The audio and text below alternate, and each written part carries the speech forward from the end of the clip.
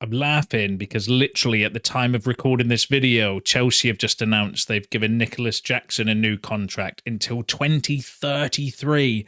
That is absolute insanity to me. A 9-year contract for Nicholas Jackson. That is the freaking one of the craziest. I mean, it's Chelsea, to be fair. They've done some other crazy contracts, but that's insane, isn't it? Adrien Rabiot reduces his salary demands as he pushes for a move to United. Is Erik Ten Hag still the best man for the job? Angel Gomes has ambitions to rejoin Manchester United. This plus all the latest Manchester United news and transfer news that will keep you right up to date with everything. Welcome to Man United Review. My name's Jamie. Before we get into it, smash a like on the video and let's jump straight into it. So let's kick off with Adrien Rabiot. So there's been a lot of noise over the last couple of days regarding Rabiot. Obviously, we know that he's a player that we've been interested in the past. We've had 2 bids in previous transfer windows rejected for him. Currently a free agent. Last we kind of heard, or last update I brought you was regarding Fabrizio Romano saying that United have been offered Rabiot, but they're not interested. One of those reasons was because of his apparent wage demands. Now, apparently, according to recent reports, Adrien Rabiot is prepared to reduce his wage demands. So now, does that potentially mean, or does that potentially make Adrien Rabiot a more viable option? So let's go through what's been said. So Manchester United have held discussions with Adrien Rabiot in recent days. United have a better relationship with the player's agent because his salary demands have decreased. I don't know the credibility of the first journalist, but Santi's a very credible source when it comes to transfer news. Not like a Fabrizio or an Ornstein, not of that kind of level, but he's a decent source when it comes to it. And then the next kind of stories, again, I don't know the credibility of these journalists, but they have been reposted by credible sources. First one saying that Adrien Rabiot is still a free agent and his representatives are demanding a €40 million package over 3 years. Now, that was the previous report, right? That's what Adrien Rabiot was demanding, €40 million over 3 years, which is roughly £11.4 million a year, which works out roughly around £220,000 per week, which would instantly put Adrien Rabiot in the top 5 earners at United. And for that reason, I've always been dead against signing Rabiot because it just felt like a deal that was driven by money. And obviously, €40 million a year, over the 3 years is ridiculous, 220 grand a week.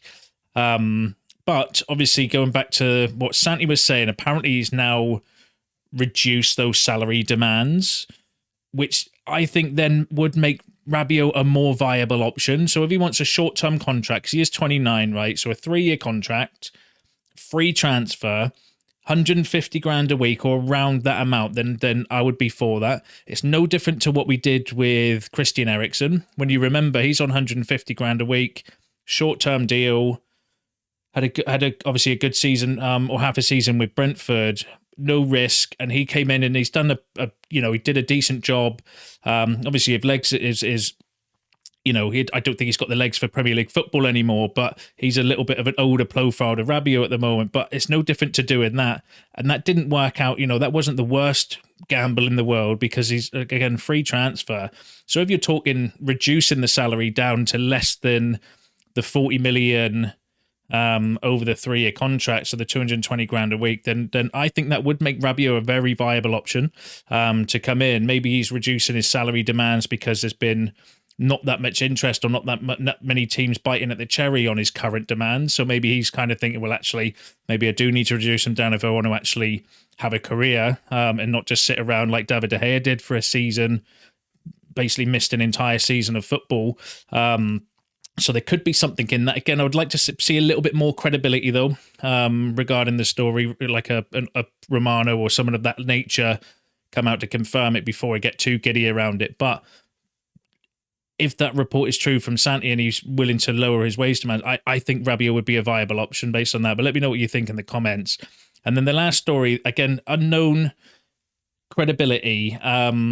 a journalist that works for AS. Now, AS are one of the more credible Spanish outlets, saying that Adrien Rabiot's mother is pushing to secure the midfielder a move to Manchester United. So that there's always been a lot of noise regarding Rabiot over the last few weeks. A lot of it I've not kind of brought to you because it has just been that. It's just come from like gossip sites and rumor sites and stuff, which I kind of felt was, a little bit of lazy journalism. Just, there's an international break, let's throw Rabiot and create a story about Manchester United. But that's come from a few more credible sources.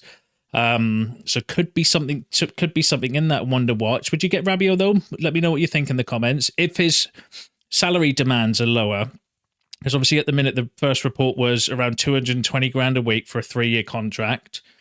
I think that's way too expensive, and it kind of traps you in the same position that we are pretty much with Casemiro, because he's on a high fee and he's probably a player that we would like to move on, but we can't because of his wages. And I think that there is a risk with Rabiot that you do that.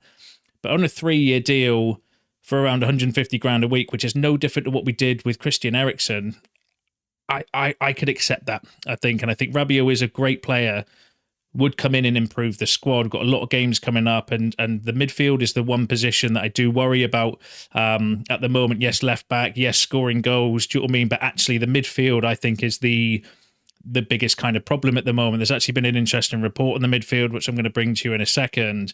So I do think Rabiot would be a good addition for the right price, not for the stupid wages, because that's no different to what the Glazers used to do in the past. But I do think that with Ineos, with Ashworth, with Wilcox and Jean-Claude Bonk and all these kind of people around, they'll only do a deal that suits Man United, especially, and Omar Barada as well. Obviously, you brought your news yesterday around him walking away from Jared Branthwaite and what impact that had. So I don't think these people are going to do stupid deals that don't benefit United. So if they went for him and they did get him on a reduced wage, then fair play. I would be for that, but not on the ridiculous wage. But let me know what you think in the comments.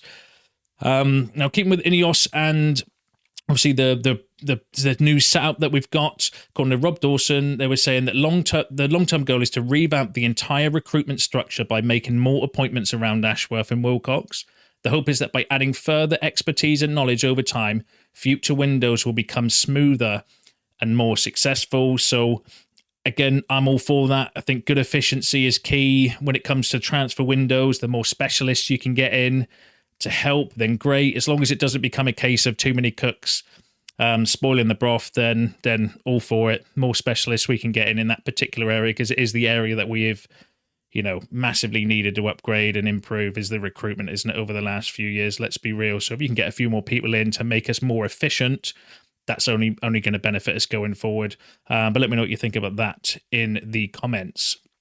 Now, another player that we've been heavily linked with a return to Old Trafford is Angel Gomes. So Angel Gomes clearly sees a move back to Manchester United as a long-term ambition. His contract expires at the end of the season. However, clubs are allowed to negotiate with him in January to secure his signature ahead of the summer transfer window. So that is coming from the Manchester Evening News. And there has been a lot of stories recently regarding Gomes, which,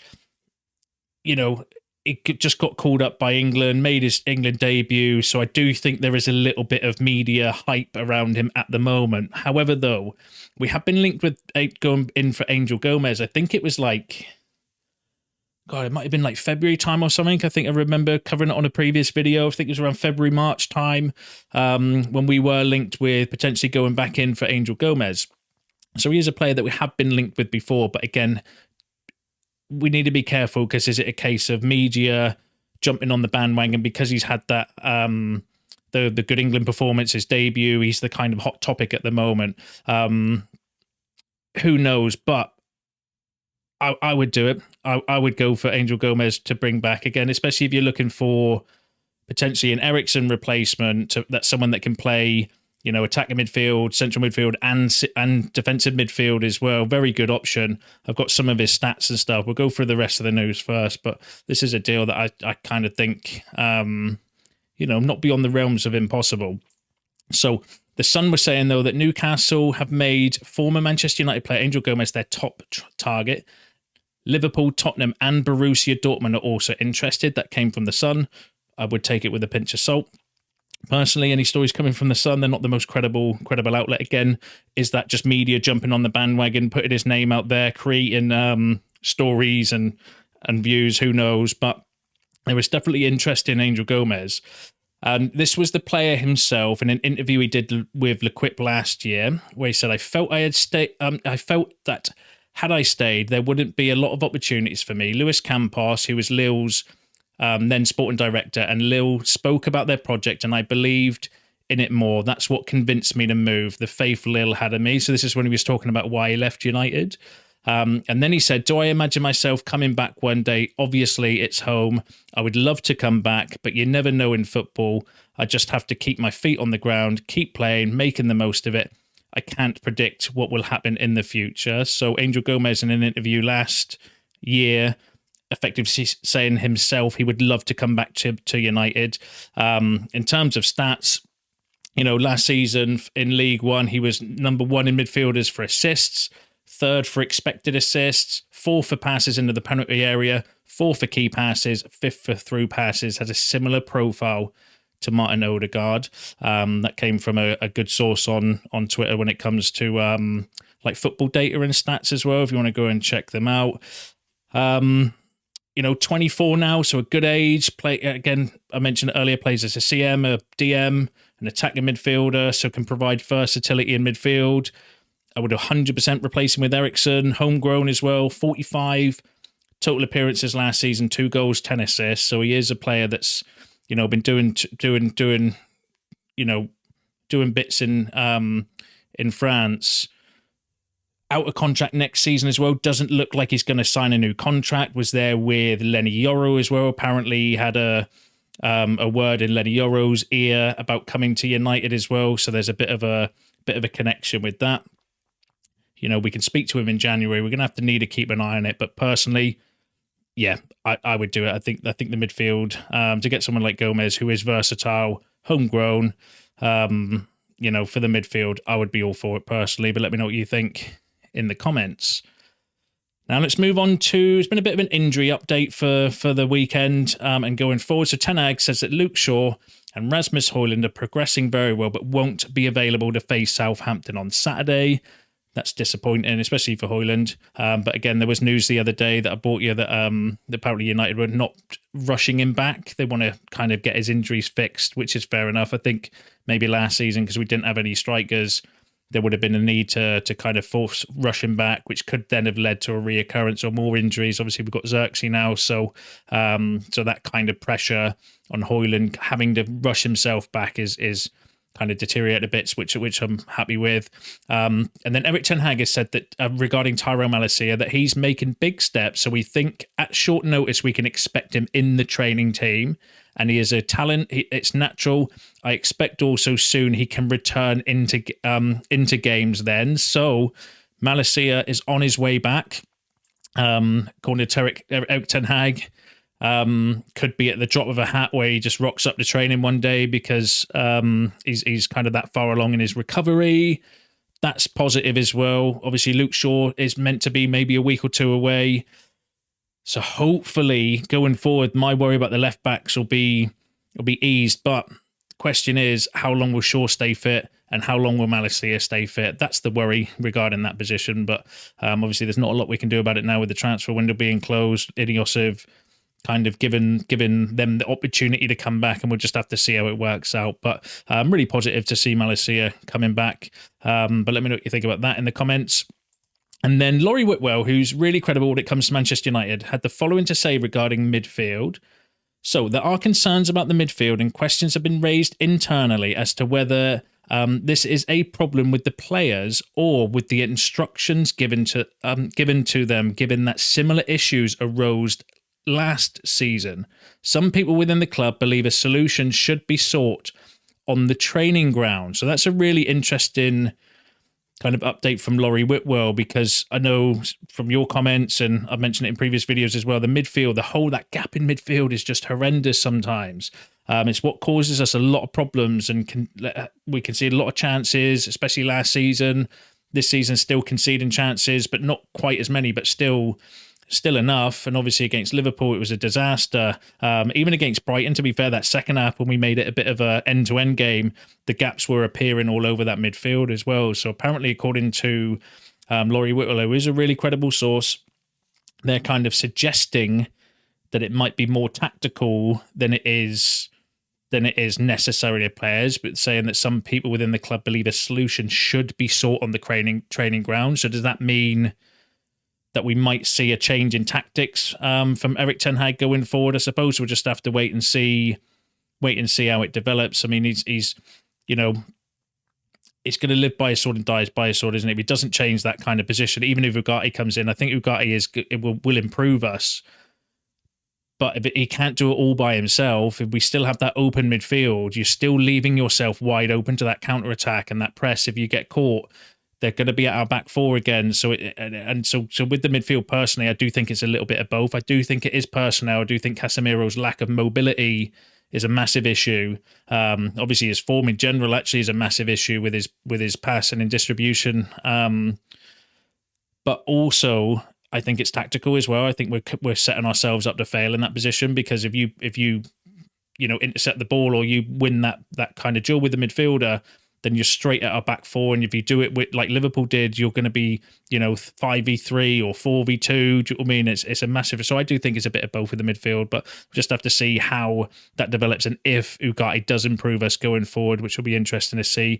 Just on Ugarte, Ten Hag has said that we saw he played with Uruguay. He came back this afternoon. He's the only player who came back today, and others come back yesterday. He's available for this match. That was in his press conference yesterday, saying that Ugarte was late back from international because of where, obviously, he had a longer travel time. But he was training yesterday, and he is available for the Southampton game. Let me know in the comments. Would you start him? I don't think Ten Hag will, personally. I think he's...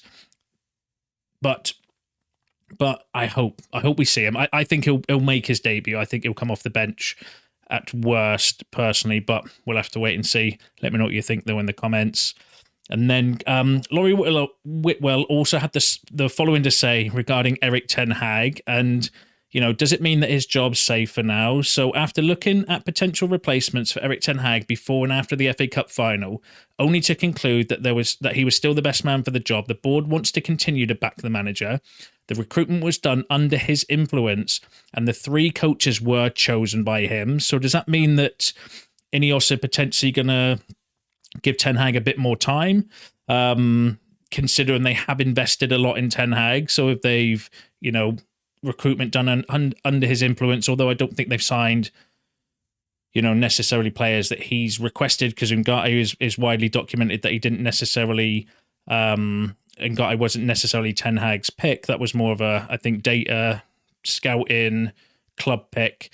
But the coaches as well. So really interesting to see what Ineos's resolve would be if if we don't improve over the next kind of few games, because I think we've got some, I think we've got some winnable fixtures coming up. Southampton, and then we've got Barnsley. Is it in the league, in the Carabao Cup, and then Palace away? That's going to be a difficult game, but it should be winnable, I think, for United. And then Europa League starts again. I think that's a winnable game as well. So I think we've got the next 3 or 4 games which should be winnable. But we're just going to have to wait and see. We are going to have to wait and see what their resolve would be if things didn't go according to plan. Whether they would, sack Ten Hag. We'll have to see. Depends on I think going off of what the Muppeteers are saying, a lot depends on the performances as much as the results, because we could, let's say hypothetically, we outplay Southampton, we have a blistering game, we look fantastic, but we lose 1-0 to a dodgy VAR decision, that I don't think Ineos would necessarily take that. But if we stink the place out like we did against Liverpool, I think there would be a decision to be made personally. But obviously we're going to have to wait and see what happens. Let me know what you think, though, in the comments. And then the last story I've got for you is regarding Van der Sar. So Monaco right-back Van der Sar is attracting strong interest from Chelsea ahead of the upcoming transfer windows, while Manchester United and Tottenham are also among his admirers. Monaco want around 35 to 40 million euros to sell Van der Sar, and while the strongest interest is currently understood to be coming from Chelsea, it's not surprising to see that Manchester United and Spurs are also keen on the Brazilian. That came from Court Offside. Court Offside have got good, credible journalists working for them. They've got not credible journalists working for them. This came from a not credible journalist, and it felt a little bit like United were just being thrown in there to generate views and clicks, being honest with you, because it says twice in that article that interest is from Chelsea, and then they've just thrown Manchester United and Tottenham in there, I think, to just generate a bit of interest. Vanderson, though, is a player that we have been linked with quite a few times in the past. Very good player, really good right back. But do we need another right back after signing Mazraoui with Diego Dallo there? Unless they're going to move one of those on, which won't be Mazraoui because we've just signed him, unless they're going to, do some madness and get rid of Dallo, then yes, I would take him as a replacement, but I don't think we need a right back at the moment. I think the more pressing or the more worry for me is a left back, and especially this left back. But let me know what you think about that in the comments. And that is you all up to date with the latest Manchester United news and transfer news. Don't forget to smash a like on the video on your way out. Subscribe to the channel if you're new. Drop your thoughts below. I enjoy reading them, and I will see you in the next one.